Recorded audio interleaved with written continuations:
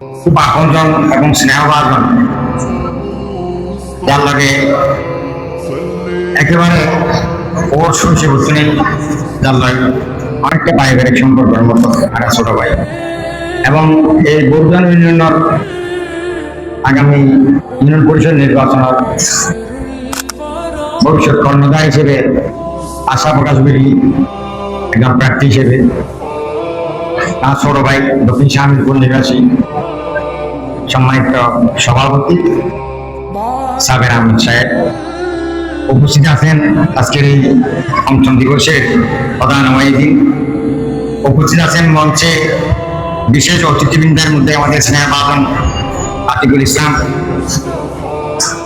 স্নেহভাজন ভাতিজা সেখানকার মামুন, স্নেহভাজন ওবায়দুল হক, আমার মুরব্বী আক্তার সাহেব, আমার আরেকজন মুরব্বী আছেন মঞ্চে শামসুল আলম হুজুর।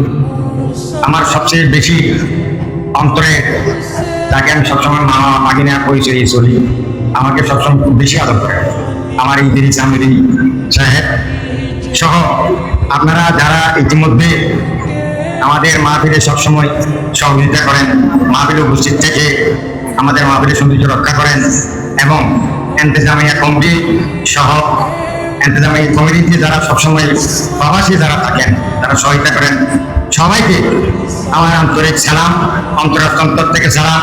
আসসালামু আলাইকুম ওয়া রাহমাতুল্লাহি ওয়া বারাকাতুহু। আমি আপনাদেরকে অনুরোধ জানাবো, শুধু যে বয়ান দিয়েছেন মোবাইলের মধ্যে ভালো দিকগুলো যেগুলো রয়েছে, আল্লাহ রসুলের দিক নির্দেশনা যেগুলি আছে, আপনারা সেগুলির অনুসরণ করুন।